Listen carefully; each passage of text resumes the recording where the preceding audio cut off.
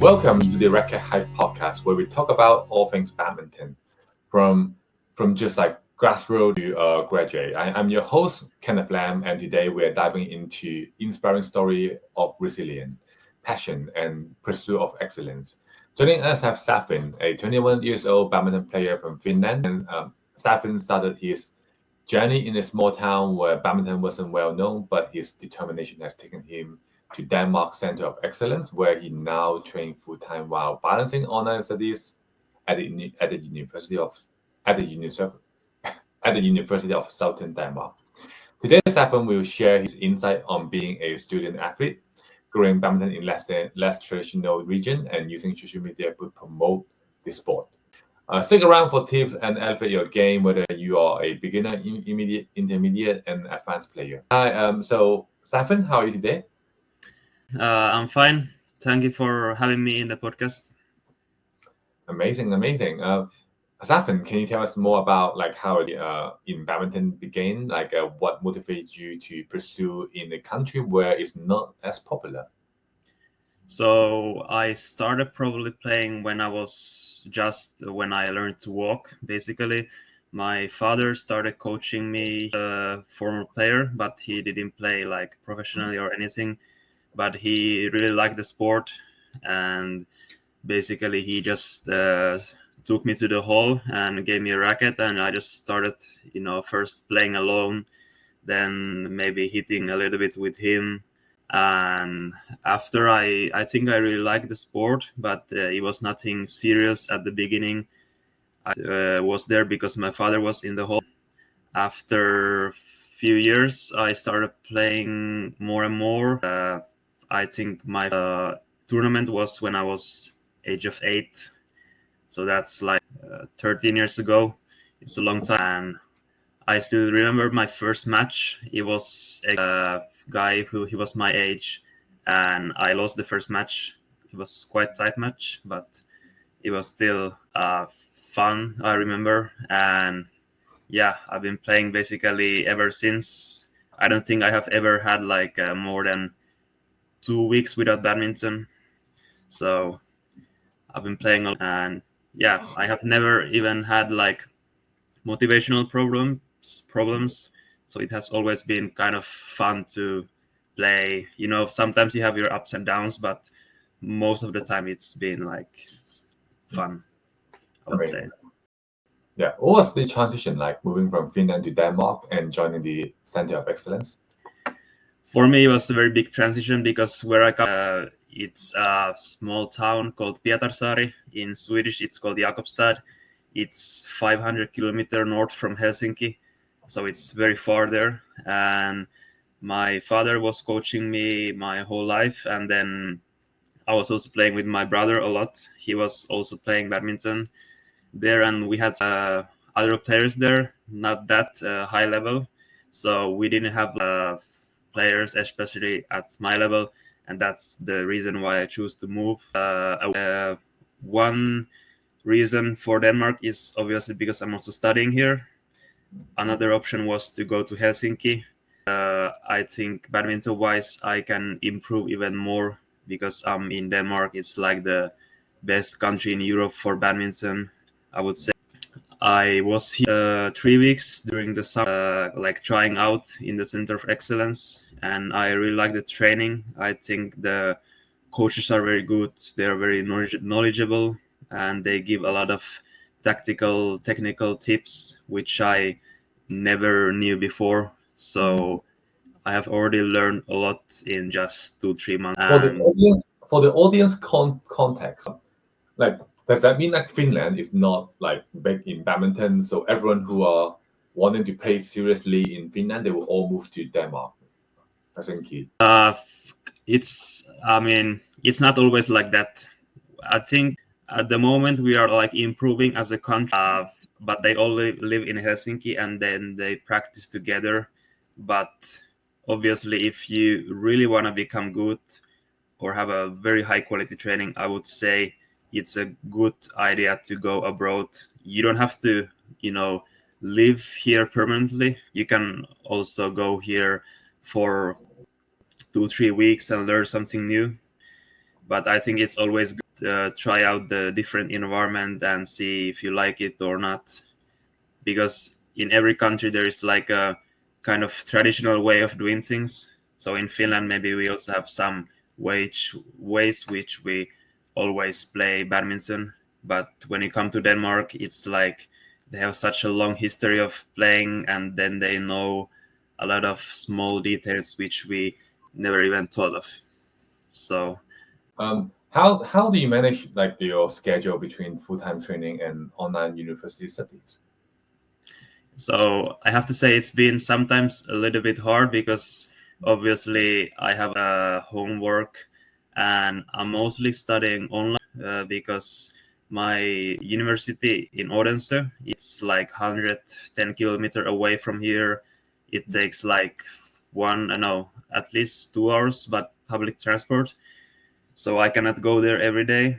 That's why I'm basically practicing in the morning. We practice 8 till 10, and coming to my room, I have my lunch, and then I rest a little bit and also try to study a little bit. But it's sometimes hard because I just came from the practice, and then we have another practice from 2 till 3:45, sometimes 4, and then after that, after 4, I'm basically free. So I come again to my room and then do my cooking, and then I try to study even more.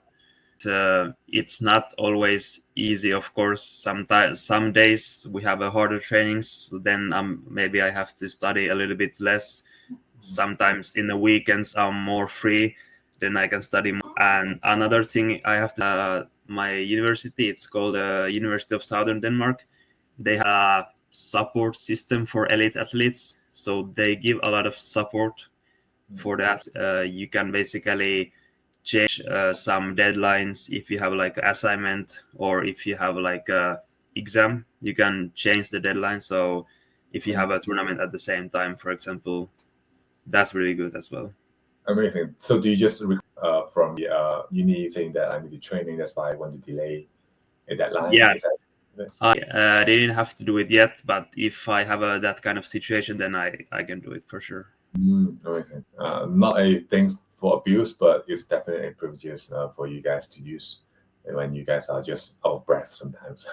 Yeah. Right. How do you manage like your food? So I mean, what challenges have you faced balancing academy and like your intense training? I would say it would be helpful, of course, to attend the classes, because my friends in Odense said they are attending classes, and then they can discuss more with the teachers if they have some problems. Some courses are more difficult than others, so it would be nice to talk more with the teachers. Another problem is that obviously the social part, it's like a big thing if you're a student, and here it's isolated place, so it's more that we focus only in badminton. People don't really go out. Obviously we hang out together sometimes, but in Odense it's like a student city, so people are used hanging out a lot and partying, but that's also something you cannot do that much if you're an athlete. Sometimes I go there during the weekends to see my friends, and I think that's really important, because then you can kind of take your mind out of studying and badminton. Right. Yeah. Sometimes drinking and sport doesn't go well. No, right? They don't go well. No. That's it. From your expertise, like, sorry, for audience context again, like, how often do you train? How would you describe your training level? So we practice every morning, Monday to Friday, 8 till 10, and then in the evenings, from Monday to Thursday. Every other day we have a gym, and every other day we have a badminton. But for example, on Tuesday afternoon we usually have a technique, and then Thursday afternoon we have a tactical singles. So we play a lot of tactical games. And in the morning, the practice we do 1v1, 2v1. There is always some kind of focus in the training, so we never do like only, let's say, 2 against 1 defense. there is always some kind of focus that you have to be able to turn the defense into an attack, something like that.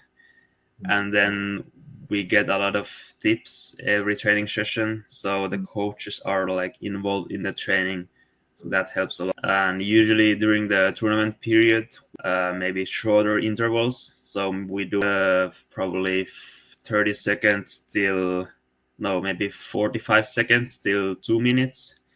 And then when like a training break, now in the winter we can do more longer intervals, 2 minutes till 4 minutes, I would say, because now is the time when we have less tournaments, so we have time to focus on the training.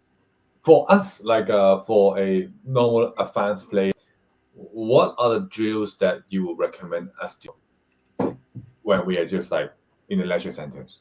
What are the most effective drills that you can recommend us? So if you are just at the hobby level, or like 2-1, or just normal return shot, like what are the normal drills that you think for us, like if we don't have a coach who can be always on the court with us, what are the basic drills that we can do that is very effective for us?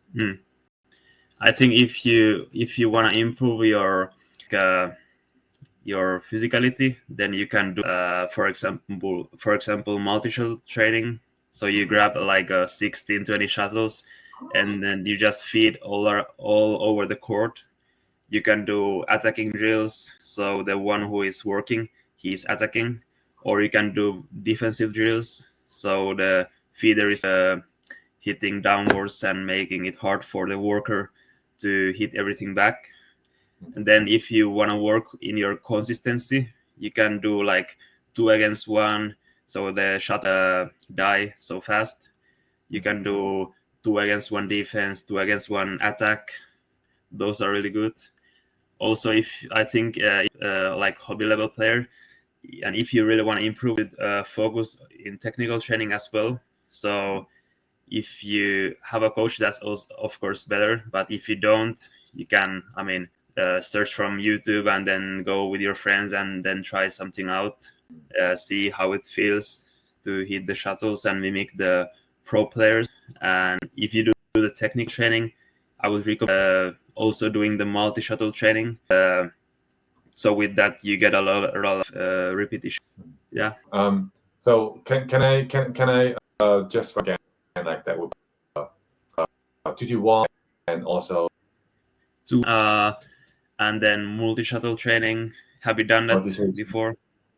So that was that going to be like a flat driving shot, like multi-shuttles? Like what does that mean? Yeah, you can basically. If you want to work in the net shot, one who is throwing the shuttles can throw with the hand, and if you want to work in your attacking, the one who is feeding can like hit with the racket to the backcourt. Then you're attacking. Maybe he can hit one to the backcourt, one to the front court. So you have to move a little bit, that kind of stuff. Right. Okay. That's like you just keep changing position, different like yeah. You do the front with the back front, like to keep it consistent. Yeah, there are like so many variations of multi-shuttle trainings. Yeah. Okay. If you guys are interested about multi-shuttle trainings, I'm sure that you can go to Safin Facebook or Instagram to find out how this looks like. Let's talk about for beginner. Say, what are the most critical skills that you think or habit they should focus on when starting badminton? I would say the most important skill, if you're a beginner, you have to master your technique, because if you have a bad technique, you can only go so far.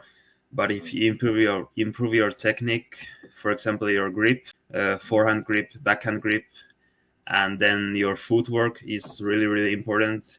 You can waste so much energy if you have like a bad footwork. So your grip, your footwork, then the basic strokes. You can start from the service, how to serve, from clear. You can make drop shots, smashes. And then gradually, when you have mastered those, then you can implement some harder shots like cross court, cross nets and slices, maybe some backhand shots.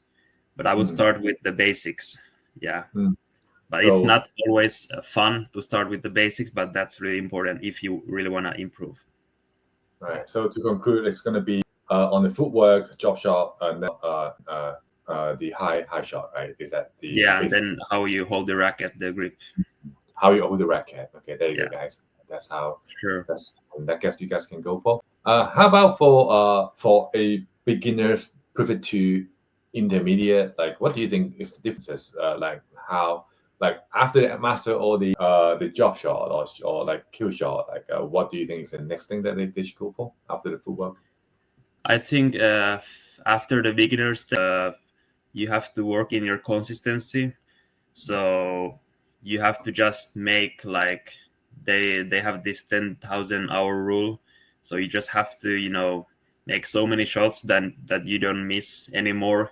If you are doing multi-shuttle training and you wanna play a drop shot to the same corner, that you can hit like at least 7-8 out of 10 in the intermediate level, that would be like good. Then you have mastered that kind of well. And other thing would be to have some kind of tactical plan. So a lot of beginners, they just try to hit the shuttle over the net, and then they don't really think too much.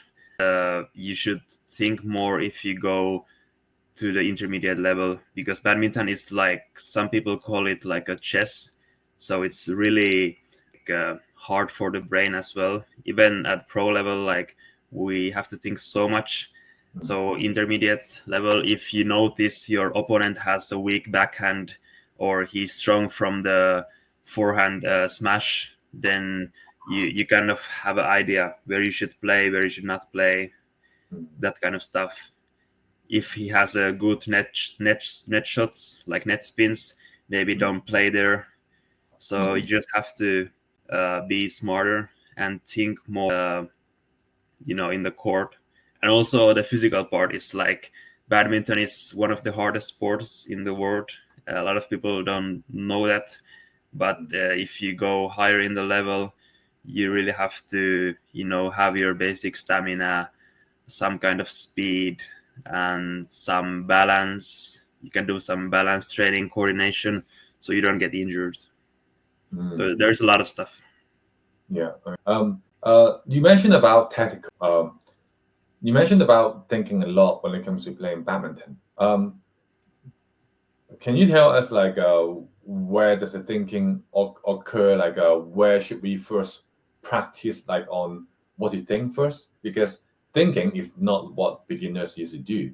For them to for beginner transition to intermediate, like is it all about just before they hit the shot, look at where is the opponent? Or is it more to that than like how to serve, or like when it comes to return, like do we return in the middle or like further from the net? Like, could you explain about that? So in the rally, you cannot think too much because the game is so fast. But after the rally is over, you kind of have like a few 2-3 seconds to think why you made this error, or why did the opponent win the point, and then you kind of take it from there. And if you notice a pattern that he's always playing to the same corner to you, or he's always making a mistake from the same spot, then you can kind of think, oh, maybe I should not play there, or maybe I can focus more on this corner. But if you really want to improve your tactical side, I think you can do some tactical games. We are doing every one training, we have like a tactical training session. So we play some tactical games. In the beginner level, I would say you can, for example, take one court away. So you are not allowed to hit, for example, to your opponent's backhand corner, and he's not allowed to hit to one of your corners. So then you kind of have a smaller court, and then you kind of really have to think, because now it's like a different type of game. Or you can say that your opponent is not allowed to smash from the forehand side. So now you kind of know, if you have that type of situation in a real match, then you know that, okay, I have practiced this before. I'm comfortable with this kind of game. So do you think that is like more of like advanced player, or should that be like advanced have more things to consider? Like Because intermediate is about technical, right? So what do you think the advanced that should be capable of as well, other than what advanced has already been doing? yeah, like in advanced level, I think the tactical side is even harder. So I mean, that's one of the things that separates pro players. I think if somebody makes it to top 100 and top 50, the difference, I mean, they can have similar physicality, technical, and strokes, but I think the tactical side is one that separates a lot of players. Yeah, amazing. Okay, I think that is really helpful. Like Safin already gave us the tips on how to become beginners to intermediate and intermediate to advanced player, and also about the drills as well. That is very helpful. Safin, could you talk about like your Instagram and YouTube? Like what is your long term plan? And to really help badminton grow as a community. Yeah, so I've been doing Instagram, I think 4 or 5 years now, and at the moment I'm posting maybe a little bit less than before. I was posting a lot of these trick shot videos, I was mimicking a lot of pro players, how they hit certain shots. But I think that's a lot of fun. I think that's really important for the sport. Have more and more people posting on Instagram for badminton. I know a lot of players from Europe doing that. I think that's good for the sport, because a lot of people don't really have an idea what what kind of strokes you can play or you can do in badminton. So it's very good. But I really wanna doing it. I'm posting more and more videos, and I'm also starting to post more on YouTube. I think doing vlogs from my tournaments, whether it's international tournament or just I could do some like day in the life videos, or maybe film a little bit in the academy.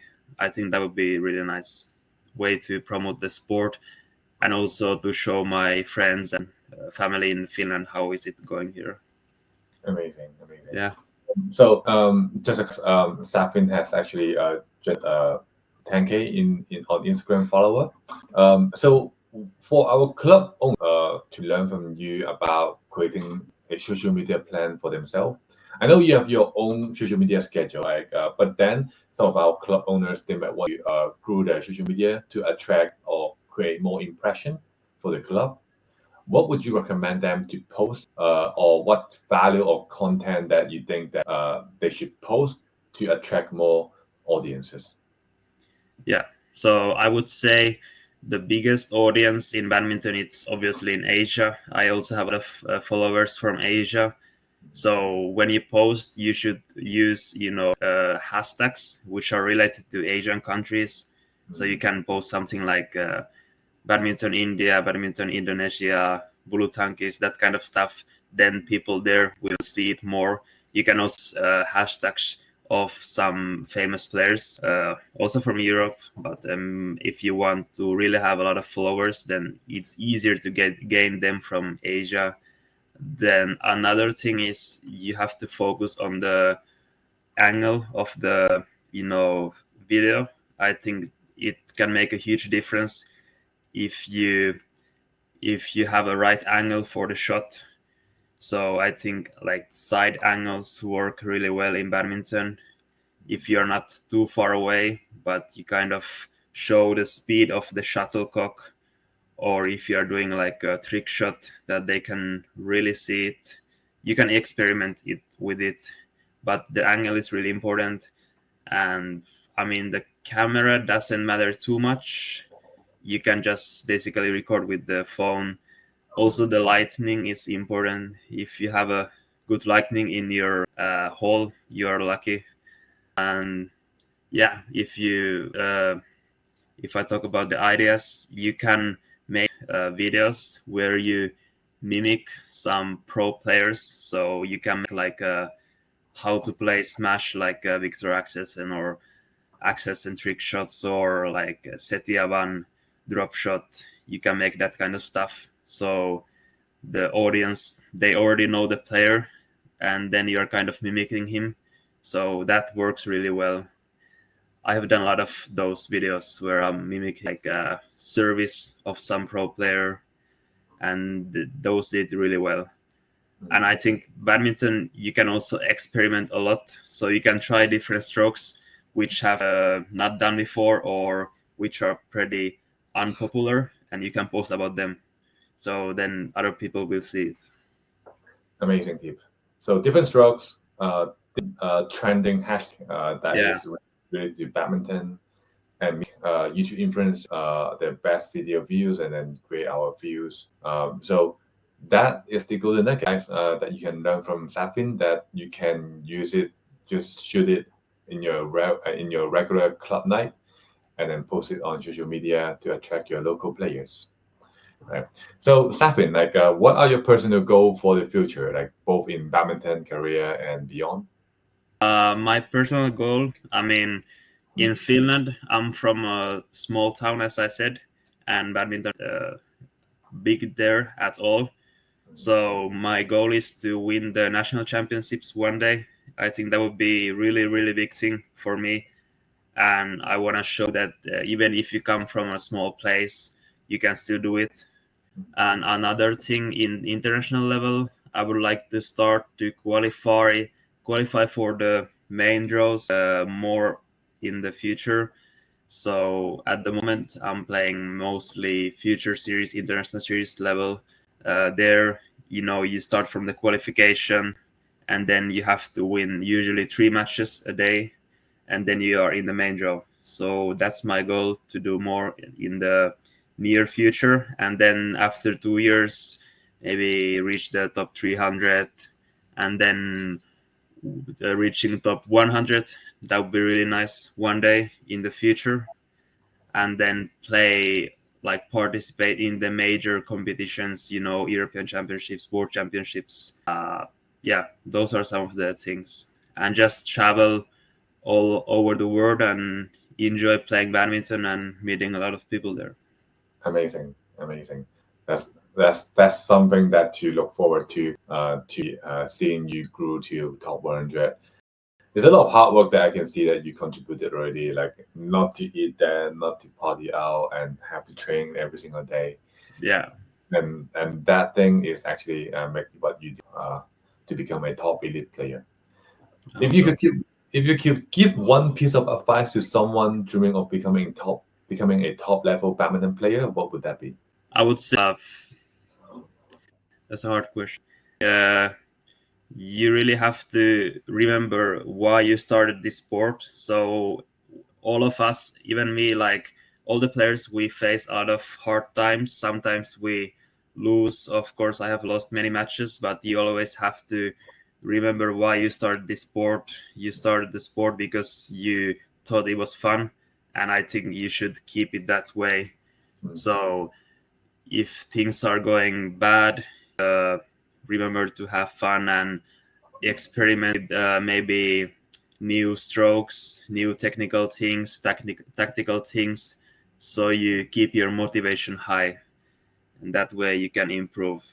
Because if you have the consistency to improve every day, a little by little, then one day you look back 1 year back, and then you see how much you have improved. But in the moment, it can feel hard for the players sometimes. So just keep your head high. Yeah. That's a wrap up. It's all about energy. It's all about motivation. Putting all ourselves together to really understand what did you vote, what did you want, why did you want to start it for, right? Amazing. That's a very good advice. Yeah. Anything. It's not just about badminton. Like anything you start No. up, business or entrepreneurship. Like what Safin just said is actually applied to those as well. The wise word. A big thank you to Safin for sharing his incredible journey and valuable tips for players at all levels. Remember, whether you are picking up a racket or aiming for a post, there is always room to grow and improve. If you enjoyed today's episode, make sure you follow Safin on Instagram. I will make sure that we put it on YouTube, intro and bio. His YouTube channel is at Safin Badminton. So for more inspiration and behind the and content about him, you can always message him on Instagram, I'm sure, right? So Sure. don't forget to subscribe to the RacketHive Podcast for more insightful and valuable content about the most excited world badminton player. Until next time, keep smashing those goals both on and off the court. Thank you.